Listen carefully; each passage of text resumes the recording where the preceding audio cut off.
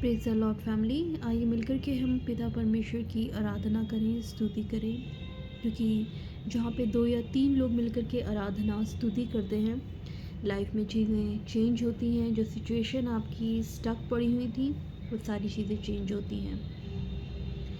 धन्यवाद पिता परमेश्वर तेरा आज के इस सुंदर दिन को देने के लिए। पिता परमेश्वर, जब हम तेरे वचन पर मनन करते हैं तो होने देखी तेरा वचन प्रभु पिता हमारे जीवन के हर एक उस बंद दरवाजे को खोल दे। पिता परमेश्वर, हमें समझ बूझ का ज्ञान दे, हमारी अंडरस्टैंडिंग को बढ़ा प्रभु पिता, हमें विजडम दे, जिससे कि प्रभु हम तेरे वचन को पूर्ण रूप से समझने पाएँ। पवित्र आत्मा इसमें हमारी मदद करे और हमारे स्पिरिचुअल कानों को, आँखों को, हृदय को खोले। पिता परमेश्वर, मैं प्रार्थना करती हूँ कि तेरा ये वचन हम में से हर एक के जीवन में बहुत सा फल लेके आए। आमीन। बहुत ही पावरफुल वचन है जो कि यूहन्ना का 11:11 है, जिसमें लिखा है कि उसने ये बातें कही और उसके बाद उससे कहने लगा, हमारा मित्र लाजर सो गया है, परंतु मैं उसे जगाने जाता हूँ। हमें से हर एक की ज़िंदगी की भी स्थिति कई बार ऐसी ही होती है कि लाजर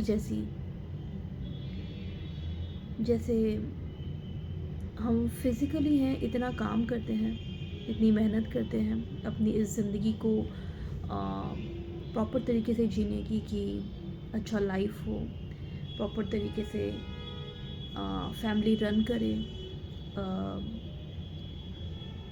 हर एक चीज़ों का जो जिसे कहते हैं कि हमारी खुद की जो डिज़ायर होती है उसको हम पूरा करने पाएँ। ये सारी चीज़ें जो हैं मतलब एक नीड में ही निकल जाती है। हम अपने डिज़ायर को कई बार इतने ज़्यादा इम्पोर्टेंस दे देते हैं, अपने ड्रीम्स को इतने ज़्यादा इम्पोर्टेंस दे देते हैं कि हम भूल जाते हैं कि जो हमारा क्रिएटर है, जिसने हमें बनाया है इस दुनिया में, जिसने हमें भेजा है, हमें पहले उसे प्राथमिकता देनी है, उसे प्रायोरिटी देनी है। और हम क्या करते हैं कि अगर हमारी लाइफ में कोई इशू होता है, कोई दिक्कत आती है, तो हम अपने आस पड़ोस के सभी लोगों से पूछते हैं,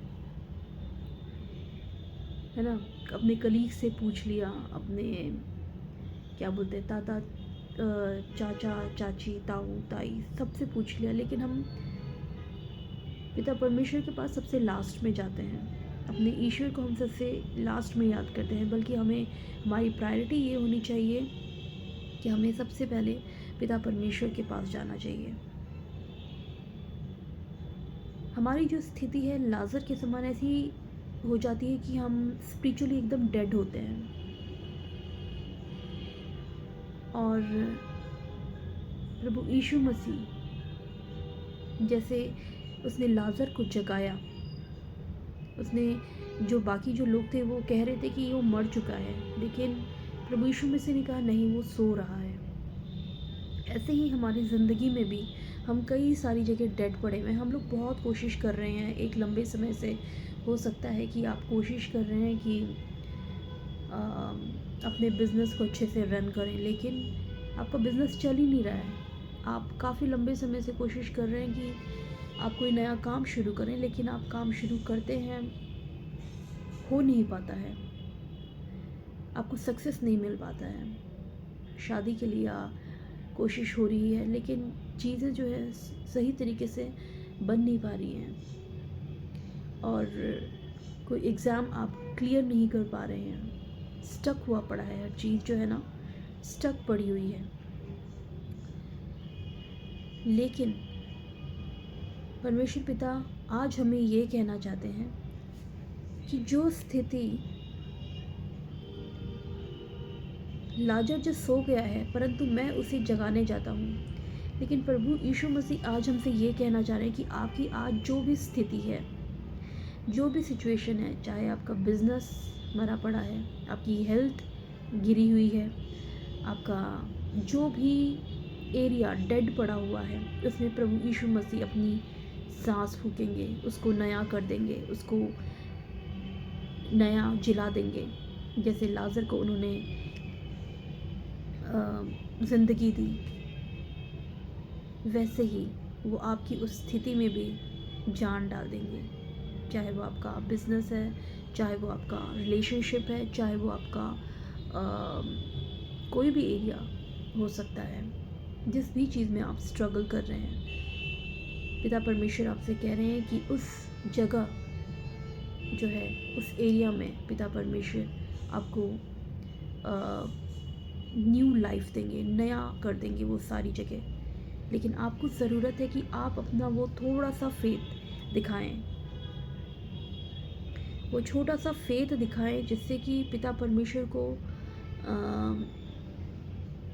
विश्वास हो कि ये मेरा बच्चा जो है ना वापस आ गया है। जैसे किस प्रकार पिता परमेश्वर ने 99 भेड़ों को छोड़ करके वो एक भेड़ के पीछे चले गए थे, सेम वैसे ही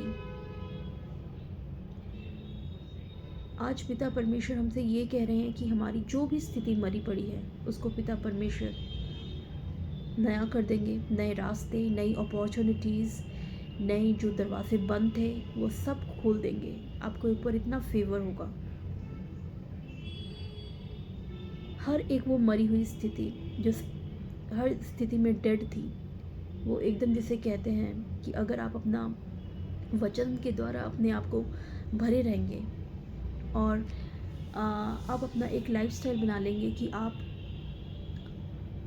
हमेशा जो है ना पिता परमेश्वर के साथ संगति करना, सिर्फ ये नहीं कि सिस्टमेटिकली मतलब कुछ संडे टू संडे हम लोग चर्च गए, नहीं, ये एक आपका रिलेशन है पिता, आपका रिलेशन है जैसे आपके पेरेंट्स के साथ, आपके हस्बैंड वाइफ का, आपके बच्चों के साथ, वैसे ही रिलेशनशिप आपका पिता के साथ होना चाहिए। लेकिन पिता परमेश्वर हमेशा प्रायोरिटी में होनी चाहिए हर एक चीज़ से, चाहे वो आपकी फैमिली हो, चाहे आपका काम हो, पिता हमेशा हेड होने चाहिए और उसके बाद आप, और उसके बाद फिर आपकी सारी चीज़ें आती हैं। तो इट्स वेरी नेसेसरी कि आप इस चीज़ पे फोकस करें।